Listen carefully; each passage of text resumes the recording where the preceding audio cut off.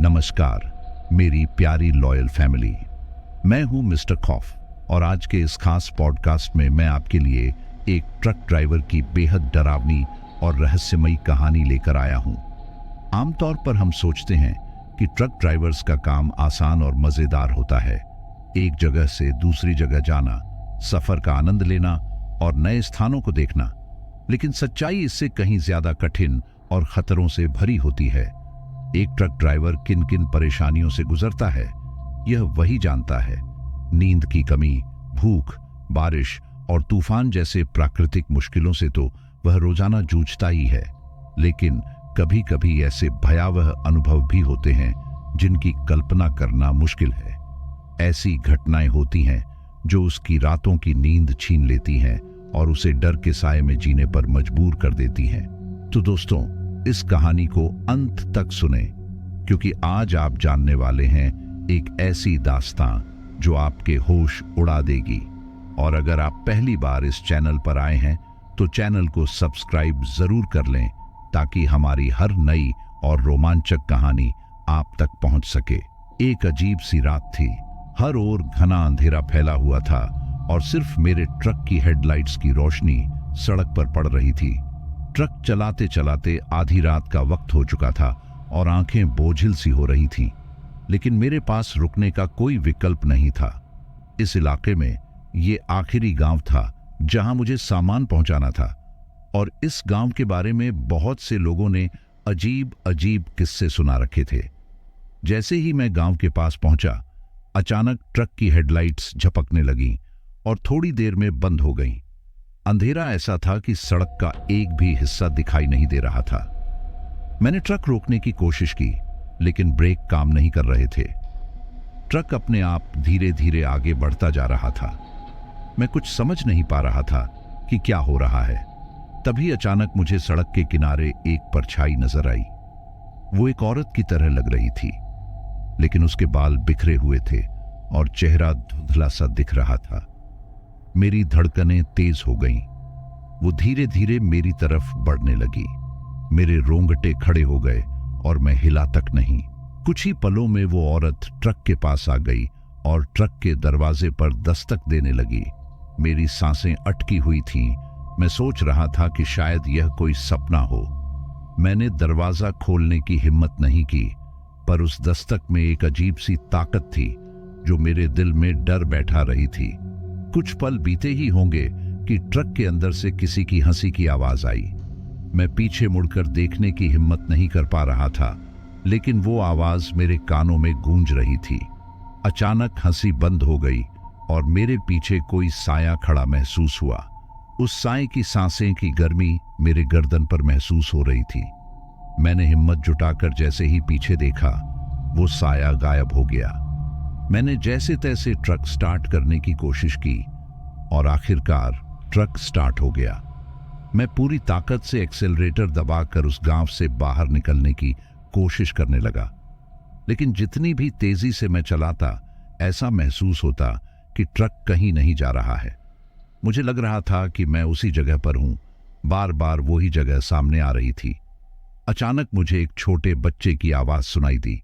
वो मदद के लिए पुकार रहा था, भैया मुझे बचा लो। मैंने खिड़की से झांक कर देखा तो सड़क के किनारे एक छोटा बच्चा खड़ा था। उसका चेहरा डर से पीला पड़ चुका था। मैंने ब्रेक लगाकर ट्रक रोका और सोचा कि उसे मदद दूं, लेकिन जैसे ही मैंने दरवाजा खोला, वो बच्चा अचानक गायब हो गया। मेरी हिम्मत टूट चुकी थी, लेकिन पीछे हटने का कोई विकल्प नहीं था। जैसे तैसे मैंने खुद को संभाला और ट्रक चलाने लगा। कुछ ही देर बाद मैंने महसूस किया कि मेरे बगल वाली सीट पर कोई बैठा है। मैंने डरते डरते बगल की तरफ देखा तो एक बुजुर्ग आदमी सफेद कपड़ों में मेरे पास बैठा था और मुस्कुरा रहा था। उसकी आंखों में एक अजीब सी चमक थी। उसने कहा, तुम्हें डरने की जरूरत नहीं है, बस मुझे वहां तक छोड़ दो जहां यह रास्ता खत्म होता है। उसके शब्दों में एक अजीब सी ताकत थी। मैं न चाहते हुए भी उसकी बात मानने पर मजबूर हो गया। मैंने बिना कोई सवाल किए ट्रक चलाना शुरू कर दिया। रास्ते भर वो मुझसे अपने गांव के किस्से सुनाता रहा और हर किस्सा पिछले से भी ज्यादा डरावना था। अचानक उसने इशारा किया कि मुझे वहीं छोड़ दो। मैंने ट्रक रोक दिया और जैसे ही पीछे मुड़कर देखा, वो बुजुर्ग गायब हो चुका था। मेरे शरीर में झुरझुरी सी दौड़ गई और मैंने बिना एक भी पल गंवाए ट्रक का गियर बदलकर पूरा एक्सेलरेटर दबा दिया। मैं उस गांव से निकलने के लिए जितनी तेजी से हो सके ट्रक दौड़ाता रहा। सुबह की रोशनी में जब मैं मुख्य सड़क पर पहुंचा तो मेरे अंदर एक अजीब सी राहत महसूस हुई, लेकिन इस भयानक अनुभव ने मेरे अंदर हमेशा के लिए एक डर बैठा दिया। उस रात का हर पल मेरे जहन में अब भी जिंदा है। आज भी जब मैं अकेले रात में सफर करता हूं, वो डरावनी हंसी, वो दस्तक, वो बच्चा और वो बुजुर्ग मेरे साथ सफर करते हैं। सुबह की रोशनी में जब मैं शहर की ओर लौट रहा था तो वो रात जैसे मेरे सिर से हटने का नाम ही नहीं ले रही थी। हालांकि सूरज की किरणें आ चुकी थीं, पर मन के अंदर कहीं एक गहरा अंधेरा था। जैसे ही मैंने ट्रक को आराम के लिए एक ढाबे के पास रोका, मेरे हाथ कांप रहे थे और माथे पर पसीना था। ढाबे का मालिक मेरी हालत देखकर चौंक गया और उसने पूछा, भाई साहब, सब ठीक तो है? कुछ पल के लिए मेरी जुबान मानो बंद हो गई थी। मेरे पास शब्द नहीं थे उस भयानक रात को बयान करने के लिए, पर फिर भी मैंने खुद को संभालते हुए उस रात की घटनाओं का एक एक हिस्सा उसे बताया। मेरी बात सुनते ही ढाबे का मालिक चुप हो गया। उसकी आंखों में डर की एक झलक थी, जैसे वो उस जगह के बारे में कुछ जानता हो। उसने गहरी सांस लेते हुए कहा, साहब, आप जिस रास्ते से आए हैं वो तो शापित माना जाता है। उसने मुझे एक कहानी सुनाई जो उस इलाके के हर गांव में जानी जाती थी। सालों पहले उसी सड़क पर एक गांव था जिसे अब लोग भूतिया गांव कहते हैं। कहते हैं कि उस गांव के सारे लोग एक रात रहस्यमयी तरीके से गायब हो गए थे। उस जगह पर अब सिर्फ एक उजड़ा हुआ खंडहर बचा है और वहां जाने वाला कोई भी वापस नहीं लौटता। कई लोगों का कहना था कि उस गांव की आत्माएं आज भी उस सड़क पर भटकती हैं, अपने होने का एहसास दिलाने के लिए। मुझे उसकी बातों पर यकीन नहीं हो रहा था, लेकिन मैंने जो खुद अनुभव किया था वो किसी और के साथ भी हो सकता है, यह सोचकर मेरी रूह कांप गई। मेरी आंखों के सामने वही बुजुर्ग आदमी और बच्चा आ रहे थे। उनके चेहरे, उनकी आवाजें जैसे मेरे दिमाग में गूंजने लगीं। उस ढाबे के मालिक ने सलाह दी कि मैं एक धार्मिक स्थान पर जाकर कुछ पूजा पाठ करवा लूं ताकि इस डर से बाहर आ सकूं। उसके कहे अनुसार मैं पास के मंदिर में गया और पंडित जी को अपनी पूरी कहानी बताई। पंडित जी ने मुझे ध्यान से सुना और कहा, बेटा, कभी कभी आत्माओं को शांति नहीं मिलती। वे अपने अतीत के दर्द और डर में फंसे रहते हैं और उसी वजह से भटकते हैं। उन्होंने मुझे एक ताबीज दिया और कहा, इसे अपने साथ रखो। जब भी उस सड़क से गुजरना हो, ये तुम्हें उस भय से बचाएगा। मैंने उनकी बात मानकर ताबीज को अपनी जेब में रख लिया, लेकिन फिर भी मेरे मन में एक सवाल था कि क्या वो आत्माएं हमेशा वहीं रहेंगी? क्या उन्हें कभी शांति मिलेगी? उसके बाद कुछ दिनों तक मैं रात में सफर करने से बचता रहा, लेकिन काम तो करना ही था। एक हफ्ते बाद मुझे फिर से उसी रास्ते से गुजरना पड़ा। मन में डर था, लेकिन ताबीज पर विश्वास करते हुए मैंने सफर शुरू किया। जैसे ही मैं उस इलाके के पास पहुंचा, अजीब सी ठंड महसूस हुई, जबकि वो गर्मी का मौसम था। ऐसा लगा जैसे कोई मेरे आसपास हो, पर इस बार मैंने खुद को डराने नहीं दिया। ताबीज को कसकर पकड़कर मैंने ट्रक चलाना जारी रखा। रास्ता सुनसान था और हर चीज वैसी ही लग रही थी जैसी उस रात थी, लेकिन इस बार कोई परछाई नहीं आई, कोई हंसी नहीं गूंजी। मैंने धीरे धीरे उस रास्ते को पार कर लिया। जैसे ही उस गांव का इलाका खत्म हुआ, एक अजीब सी राहत महसूस हुई। ऐसा लगा जैसे किसी ने मेरे कंधों से एक भारी बोझ हटा दिया हो। शायद उस ताबीज ने मेरी हिफाजत की थी, या शायद उन आत्माओं ने मुझे इस बार छोड़ दिया था। आज भी जब मैं उस इलाके के पास से गुजरता हूं, वो डरावनी रात और उस बुजुर्ग आदमी की मुस्कुराहट मेरी यादों में ताज़ा हो जाती है। लेकिन अब मैं डरता नहीं हूं, बल्कि हर बार उनकी आत्माओं की शांति के लिए एक प्रार्थना कर लेता हूं। कुछ महीने बीत गए और मैं धीरे धीरे उस भयानक रात को भूलने की कोशिश में लग गया था। हालांकि कभी कभी रात के सन्नाटे में वो हंसी, वो परछाई और उस बच्चे की पुकार मेरे कानों में गूंज जाती थी। पर अब मैंने उस डर के साथ जीना सीख लिया था। एक रात मैं फिर से उसी इलाके से गुजर रहा था। इस बार मन में थोड़ा विश्वास था, शायद ताबीज का असर था या फिर खुद को लगातार समझाने का। रास्ता वैसे ही सुनसान था जैसे हर बार होता था। हल्की सी ठंडक महसूस हो रही थी और हल्की सी धुंध ने सड़क को ढक लिया था। अचानक ट्रक के रेडियो में खड़खड़ाहट होने लगी। मैं समझ गया कि कुछ गड़बड़ होने वाली है। जैसे ही मैंने रेडियो बंद करने की कोशिश की, उसमें से एक अजीब सी आवाज गूंजने लगी, वापस क्यों आए हो? मेरी रूह कांप उठी। ये वही आवाज थी जो मैंने उस रात सुनी थी। मेरे हाथ कांपने लगे और मैंने एक्सेलरेटर दबाकर वहां से निकलने की कोशिश की। पर जैसे ही मैंने स्पीड बढ़ाई, ट्रक अपने आप धीमा हो गया। मुझे लगा कि शायद ये मेरे दिमाग का वहम है। पर तभी ट्रक के सामने अचानक से वही बच्चा नजर आया जो उस रात मुझे पुकार रहा था। उसके चेहरे पर वही डर था, पर इस बार उसकी आंखों में आंसू थे। वो खामोश खड़ा मुझे देख रहा था। मेरी हिम्मत जवाब दे चुकी थी, लेकिन फिर भी मैंने खिड़की से बाहर झांकते हुए उससे पूछा, क्या तुम कुछ कहना चाहते हो? बच्चे ने धीरे धीरे मेरे ट्रक की तरफ इशारा किया। उसकी उंगली उस सीट की ओर थी जहां पिछली बार वो बुजुर्ग आदमी बैठा था। मैं कांपते हुए उधर देखने की हिम्मत जुटा रहा था। जैसे ही मैंने पीछे मुड़कर देखा, वो बुजुर्ग आदमी वहां बैठा हुआ था। इस बार उसके चेहरे पर उदासी थी, मुस्कान नहीं। उसकी आंखें मुझसे कुछ कह रही थीं, जैसे कोई दर्द बताना चाहती हों। कुछ पल तक हम दोनों के बीच खामोशी छाई रही। आखिरकार उसने भारी आवाज में कहा, इस सड़क पर जो भी आता है उसे हमारी कहानी सुननी पड़ती है। कोई हमारी बात समझे तभी हम मुक्त हो पाएंगे। मैंने धीरे धीरे उसकी बात सुनने की हिम्मत जुटाई। उस बुजुर्ग ने बताया कि वो और उसका परिवार इस सड़क से गुजरते हुए एक हादसे का शिकार हुए थे। उस हादसे में उसका पूरा परिवार मारा गया और तब से उनकी आत्माएं इस सड़क पर भटक रही थी। उनकी आत्मा को शांति नहीं मिली थी क्योंकि वो अपने बच्चों को नहीं बचा पाए थे। उसकी कहानी सुनकर मेरी आंखों में आंसू आ गए। मैं एक पल के लिए सब कुछ भूलकर उसकी पीड़ा को महसूस कर रहा था। मैंने उसे वादा किया कि मैं उनकी कहानी हर किसी तक पहुंचाऊंगा ताकि लोग जान सकें कि वो आत्माएं क्यों भटक रही हैं। बुजुर्ग ने मेरी ओर देखा और उसकी आंखों में एक राहत की झलक दिखाई दी। उसने धीरे से कहा, अब हमारा इंतजार खत्म हो गया, अब हम जा सकते हैं। इतना कहकर वो धीरे धीरे धुंध में गायब हो गया। जैसे ही वो दोनों साए गायब हुए, मेरा ट्रक फिर से चलने लगा। मैंने गहरी सांस ली और उस सड़क से बाहर निकल आया। पर इस बार मैं अकेला नहीं था।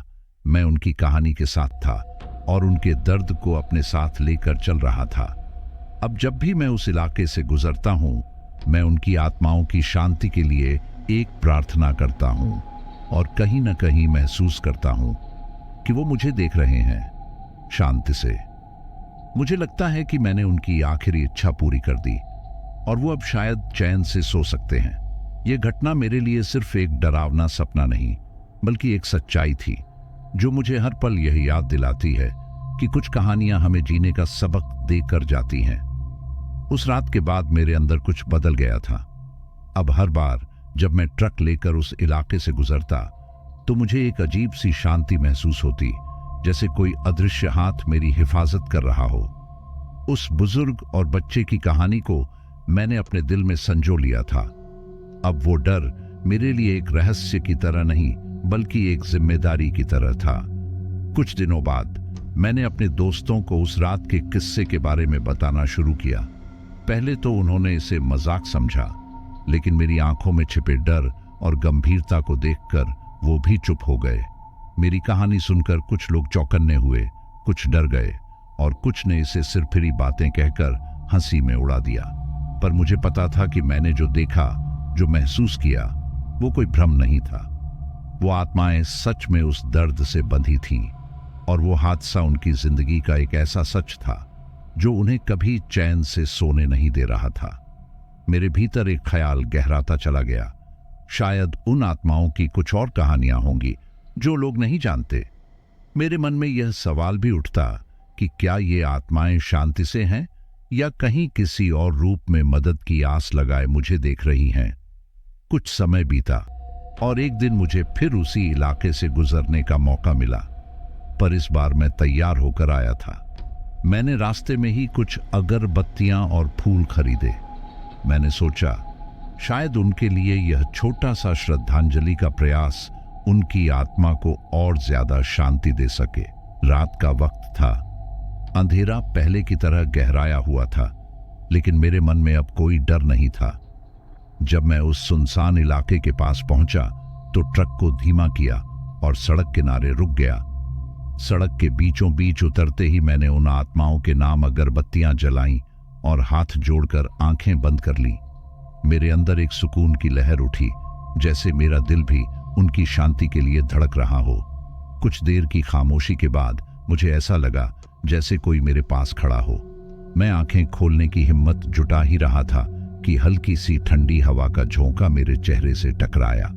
मन में एक अनजानी सी खुशी महसूस हुई, जैसे उन आत्माओं ने मेरी प्रार्थना स्वीकार कर ली हो।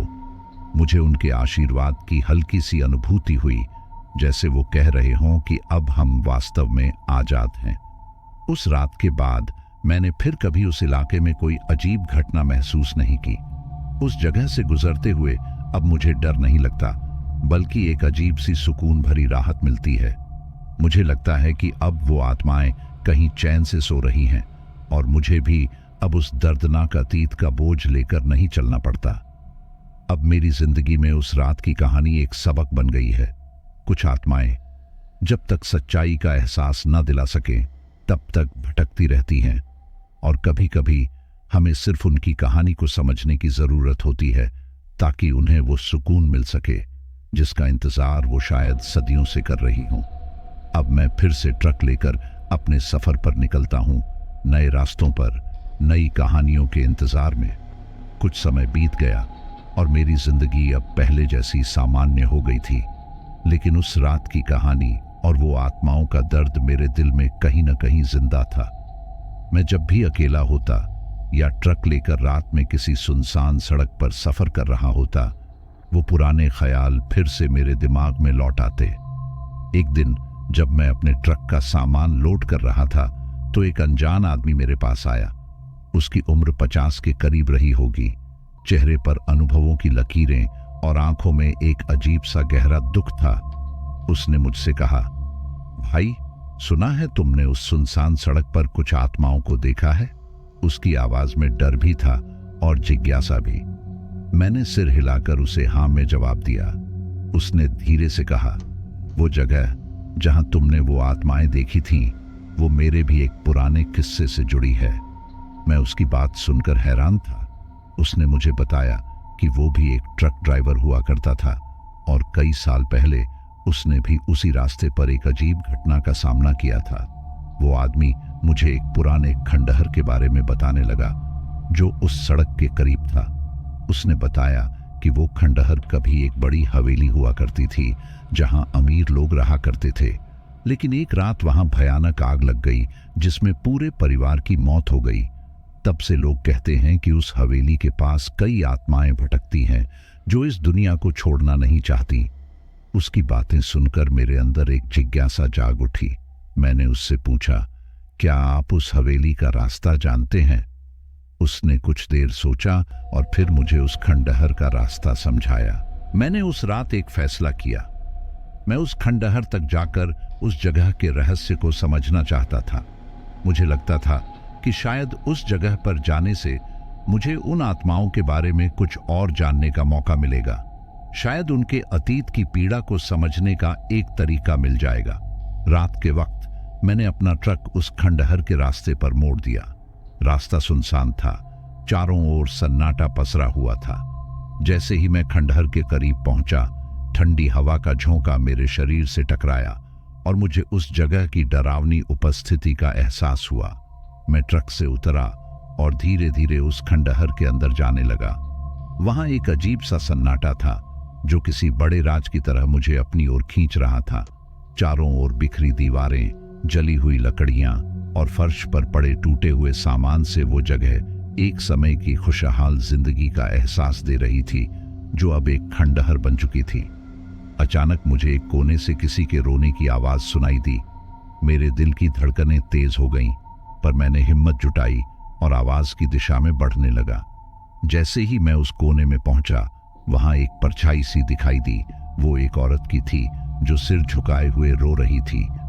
उस औरत की परछाई ने अचानक अपना चेहरा ऊपर उठाया और मेरी तरफ देखा। उसकी आंखों में दर्द और पीड़ा का सागर था। वो मुझसे कहने लगी, हम यहाँ फंसे हुए हैं, कोई हमें इस दर्द से बाहर नहीं निकालता। उसकी बातों में ऐसा दर्द था कि मेरे अंदर कुछ टूट सा गया। मैंने उससे पूछा, मैं तुम्हारी क्या मदद कर सकता हूं? उसने मुझे बताया कि उन आत्माओं की मुक्ति के लिए किसी को उनकी कहानी को सही तरीके से दुनिया के सामने लाना होगा। किसी को उनका सच सबको बताना होगा, ताकि उनकी आत्माएं आखिरकार चैन पा सकें। उसकी बात सुनकर मैं कुछ पल के लिए खामोश हो गया। मैंने उस औरत से वादा किया कि मैं उनकी कहानी को लोगों के सामने लाने का पूरा प्रयास करूंगा। जैसे ही मैंने ये वादा किया, उसकी परछाई धीरे धीरे हवा में घुलने लगी, जैसे उसे अब शांति मिल रही हो। उस रात के बाद से मैंने अपने सफर को सिर्फ एक ड्राइवर की तरह नहीं, बल्कि एक कहानीकार की तरह देखा। अब मेरी मंजिल सिर्फ सड़कें नहीं थीं, बल्कि उन सड़कों के किस्से थे, उन आत्माओं की कहानियां थीं जो शायद इस दुनिया में भटक रही थीं। अब हर बार जब मैं ट्रक पर सफर करता हूं, मुझे लगता है कि मेरी कहानी के माध्यम से शायद किसी आत्मा को मुक्ति मिल सकेगी। और मुझे इस बात का सुकून है कि मैं उनकी कहानियों को दुनिया के सामने ला सकता हूं, ताकि उन्हें वो शांति मिल सके जिसका वो बरसों से इंतजार कर रही हैं। उस रात के बाद से मानो मेरा हर सफर एक अलग उद्देश्य के साथ होने लगा। मैं अब सिर्फ एक ट्रक ड्राइवर नहीं था, बल्कि उन आत्माओं का हमसफर बन गया था जो इस दुनिया से जाने की चाहत में कहीं भटक रही थी। मेरा हर सफर अब एक नई कहानी के इंतजार में रहता, जैसे हर सड़क के किनारे छिपी हुई कोई पुरानी बात मुझसे कहने को बेताब हो। कुछ दिनों बाद एक नया किस्सा सामने आया। मुझे एक माल पहुंचाने के लिए एक दूर दराज के गांव में जाना था, जो पहाड़ों के बीच बसा हुआ था। वो गांव एक पुराने किले के करीब था और वहां के लोग उस किले के बारे में कई रहस्यमयी बातें बताते थे। कहते थे कि उस किले में सैकड़ों साल पहले युद्ध हुआ था, जिसमें कई सैनिक मारे गए थे। वो आत्माएं अब भी उस किले की दीवारों में बंद थीं और रात के वक्त उनकी परछाइयां गांव वालों को दिखती थीं। मैंने मन ही मन सोचा कि शायद ये सफर भी एक नई कहानी को उजागर करेगा। किले के रास्ते पर चलने के दौरान मुझे हर मोड़ पर एक अजीब सी ठंडक महसूस हो रही थी। जैसे ही मैं किले के करीब पहुंचा, मैंने ट्रक धीमा कर लिया। रात का समय था और चांदनी में वो किला एक साए की तरह खड़ा था, मानो अपने अंदर कई राज दबाए हुए हों। मैंने ट्रक से उतरकर किले की ओर कदम बढ़ाए। जैसे ही मैं मुख्य द्वार पर पहुंचा, मुझे अंदर से किसी के पैरों की हल्की आवाजें सुनाई दी।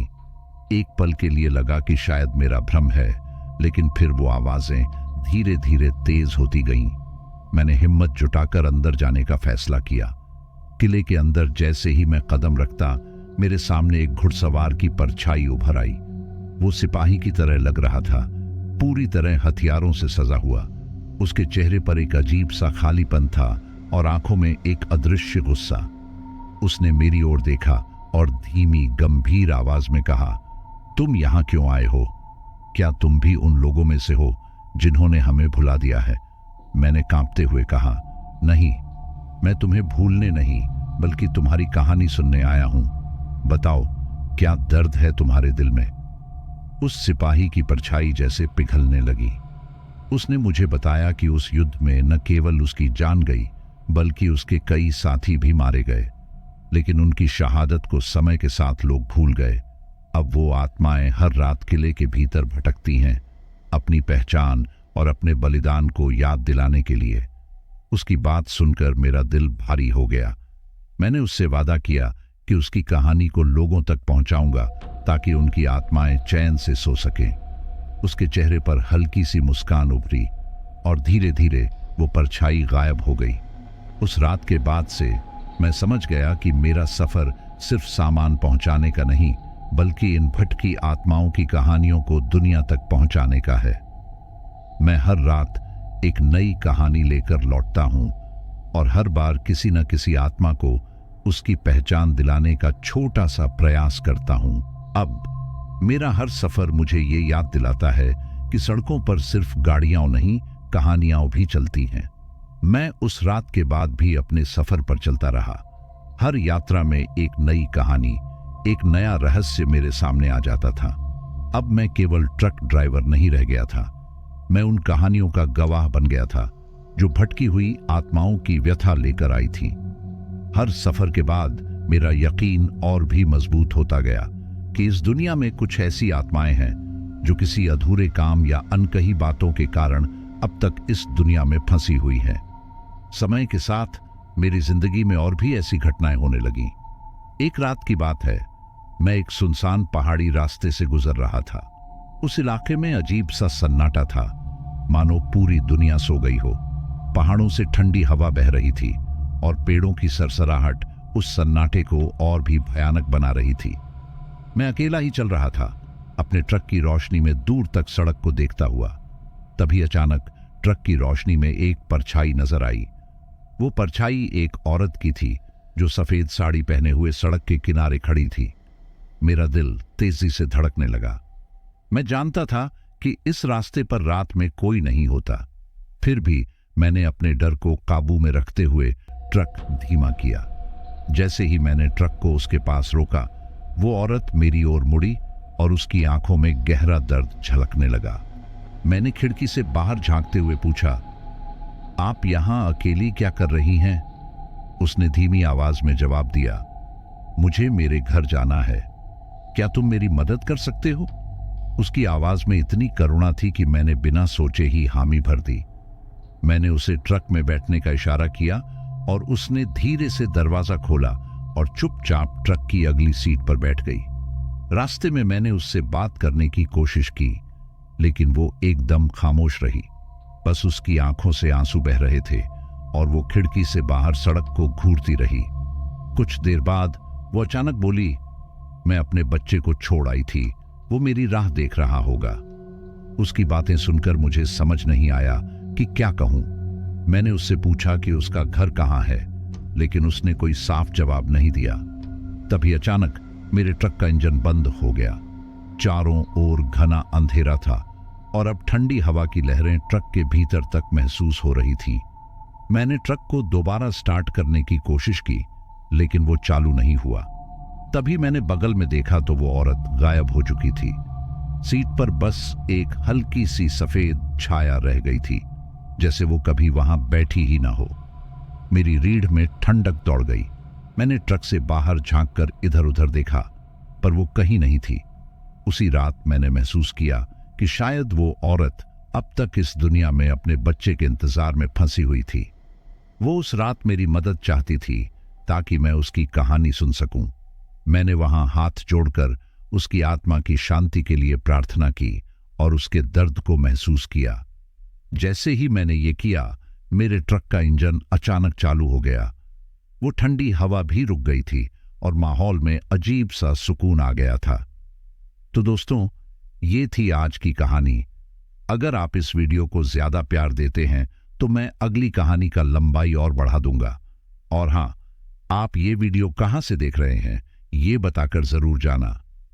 नमस्कार दोस्तों, आज के लिए बस इतना ही। फिर मिलेंगे एक और सफर में, एक नई